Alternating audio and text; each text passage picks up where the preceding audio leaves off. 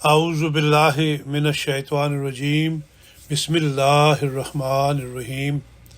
کلام امام الزمان علیہ الصلاۃ والسلام۔ انسان کا محبوب و معبود اور مطلوب اللہ تعالیٰ ہی ہونا چاہیے۔ الفضل انٹرنیشنل 23 مئی 2023۔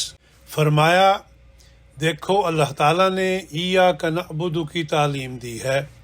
اب ممکن تھا کہ انسان اپنی قوت پر بھروسہ کر لیتا اور خدا سے دور ہو جاتا، اس لیے ساتھ ہی ایاک نستعین کی تعلیم دے دی کہ یہ مت سمجھو کہ یہ عبادت جو میں کرتا ہوں اپنی قوت اور طاقت سے کرتا ہوں، ہرگز نہیں، بلکہ اللہ تعالیٰ کی استعانت جب تک نہ ہو اور خود وہ پاک ذات جب تک توفیق اور طاقت نہ دے کچھ بھی نہیں ہو سکتا۔ اور پھر ایاک اعبدو یا ایاک استعینو نہیں کہا، اس لیے کہ اس میں نفس کے تقدم کی بو آتی تھی اور یہ تقوی کے خلاف ہے۔ ملفوظات جلد اول صفحہ نمبر 422۔ استعانت کے متعلق یہ بات یاد رکھنا چاہیے کہ اصل استمداد کا حق اللہ تعالیٰ ہی کو حاصل ہے، اور اسی پر قرآن کریم نے زور دیا ہے۔ چنانچہ فرمایا کہ ایاک نعبد و ایاک نستعین، الفاتحہ آیت 5۔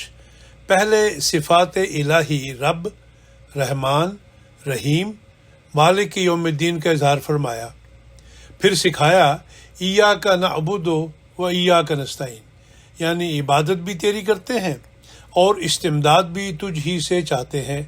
اس سے معلوم ہوا کہ اصل حق استمداد کا اللہ تعالیٰ ہی کے لیے ہے، کسی انسان، حیوان، چرند، پرند، غرض کے کسی مخلوق کے لیے نہ آسمان پر نہ زمین پر یہ حق نہیں ہے، مگر ہاں دوسرے درجہ پر ذلی طور سے یہ حق اہل اللہ اور مردان خدا کو دیا گیا ہے۔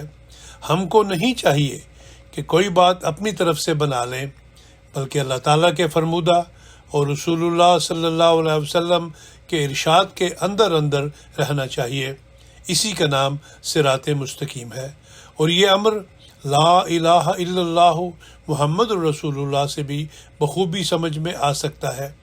اس کے پہلے حصے سے معلوم ہوتا ہے کہ انسان کا محبوب و معبود اور مطلوب اللہ تعالیٰ ہی ہونا چاہیے، اور دوسرے حصے سے رسالت محمدیہ صلی اللہ علیہ وسلم کی حقیقت کا اظہار ہے۔ ملفوظات جلد دوم صفحہ نمبر 53 اور 54۔